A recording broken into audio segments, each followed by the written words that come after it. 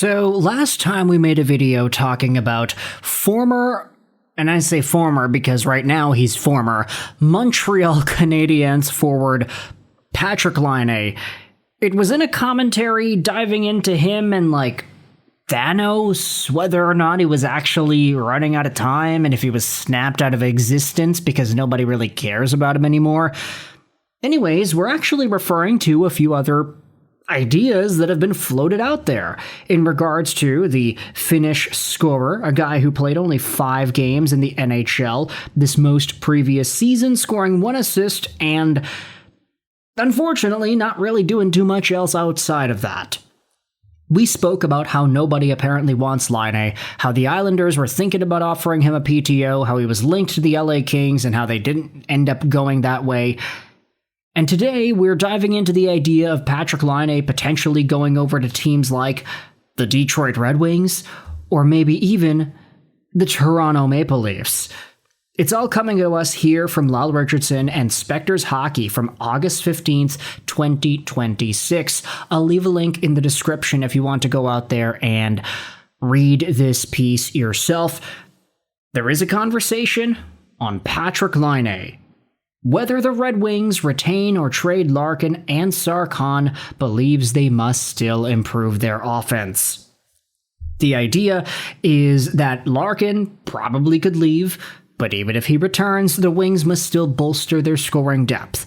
They lost Patty Kane, they lost JVR, and they did sign Victor Arvidsson, but they do still need more production out of the rest of their lineup and the younger players too, like Kasper and Michael Brandstad-Nygaard. Still, they have to add another experienced scoring forward. Few options remain in the free agent market. Former wing Vladimir Tarasenko was available, but he wasn't a good fit in Detroit. Eeli Tolvanen, Michael Bunting, and Patrik Laine are the other notables still on the market. Now, I'm thinking about it like this. In the context of Patrik Laine and the Detroit Red Wings, I know we kind of made a video earlier in today's show talking about former Red Wing Anthony Mantha and how Red Wings fans were super over the moon excited whenever Mantha would go on these hot streaks with Detroit, but then they'd be all doom and gloom when Mantha just kind of coasted along and had another week of not doing all too much. He was one of the most inconsistent guys the Red Wings had in that 2010s era. And I feel like Patrik Laine, I almost said Patrick Kane there, Patrik Laine would ignite some of those same feelings of deja vu when watching a talented forward who has what it takes to do what he needs to do and score points just actively decide that he's not going to do that today. I feel like the Red Wings have very little tolerance for this stuff now, although we do understand that the Wings themselves are not a franchise that is really looking to do too much damage over the next few months here. In terms of their wins and their losses and actually making the playoffs, the Wings are kind of ass right now. So Patrik Laine, even though he only scored 1 point this season, is probably a guy who can add some level of offense that the Wings did not have beforehand. Might I remind you, back when he was in Columbus and doing his thing, he was a point-per-game guy, despite the fact that his goal scoring definitely dried up. Sure, he was a 44-goal scorer at 19, 20 years old for the Winnipeg Jets in 2017-18, but it feels like that Laine just does not exist anymore, and I don't think anybody would necessarily disagree. This is a guy who has been one of the most streaky players in the National Hockey League, and aside from those first few years where he was scoring everything that he shot the puck, I mean, this is how a superstar's career can get derailed, is it? Either way, we're not just talking about the Detroit Red Wings and the idea that Laine getting added there would add some sort of an offensive element that the Wings did not have. You could discuss the magnitude of that. Oh, does Patrik Laine add 10 goals, 20 goals to a Detroit Red Wings team if he goes over there and he's given top-line minutes? Does it depend on the center that he plays with? Meanwhile, there are other teams that we can still dive into as well. Take a look at what the Hockey News' David Alter wrote about. He noted that the Toronto Maple Leafs are among 5 clubs linked to former Canadiens winger Patrik Laine. Laine, 28, is among the few notable players remaining in this summer's free agent market. Ultra noted that Laine still has an elite shot. Meanwhile, his injury-shortened 25-26 made him eligible for a performance bonus contract this season, which could make him a low-risk, high-reward addition for the Toronto Maple Leafs. Spector's note goes out there and says the Maple Leafs are above the $104 million salary cap mark by $2.752 million. However, they could become cap compliant by placing Domi and his $3.75 million cap hit on LTIR. Domi remains uncertain to play following complications from back surgery. That could also free up significant wiggle room to sign Laine, especially if there's any concern about how well rookie winger Gavin McKenna will adjust to the NHL pace. Still, it seems unlikely that the Leafs will consider adding Laine, given his injury history and his lack of speed. Now, Patrik Laine going over to the Maple Leafs is indeed something that has been discussed before, not necessarily because of the Gavin McKenna of it all, but because of the Auston Matthews of it all.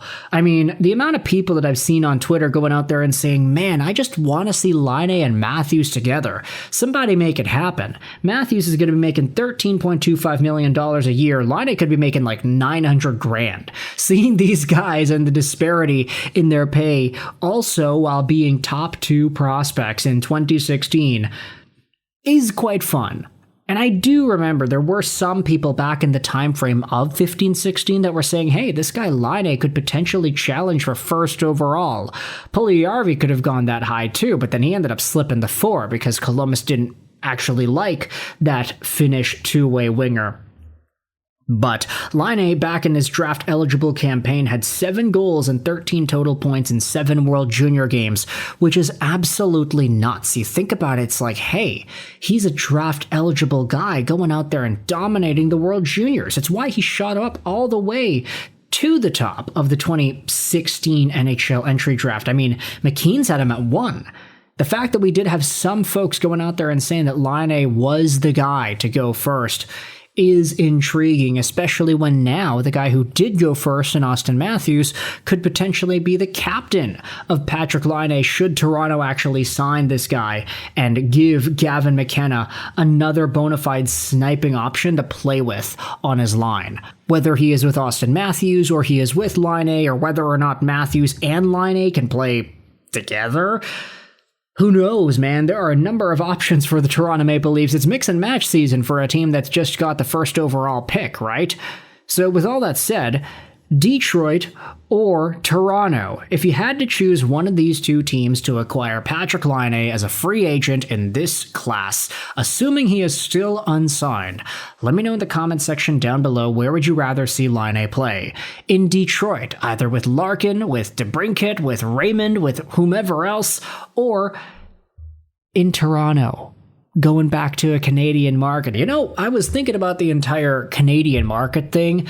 Back when Laine went over to Montreal in the first place, I do remember there were some people asking, like, hey, is Laine actually going to be okay in Montreal? Because he's going back to a Canadian market. We already know that Winnipeg kind of traumatized this guy. But he went over to a small market in Columbus. Small as in, like, relative to size of the fan base comparative to other teams. And then he came over to Montreal and he absolutely loved it. Like, Habs fans loved this guy. He was a fan favorite. Everybody loved the shot. Everybody loved the power play production. And then it was like, hey, wait a minute. Now he's actually thriving in the Canadian environment. And this season, it's not like he really had any trouble because he just didn't really play. Could he go over to a team like Toronto? You can let me know your thoughts in the comment section below. Thoughts in the comments about Laine, Detroit, the Maple Leafs. I hope you enjoyed this video, and bye.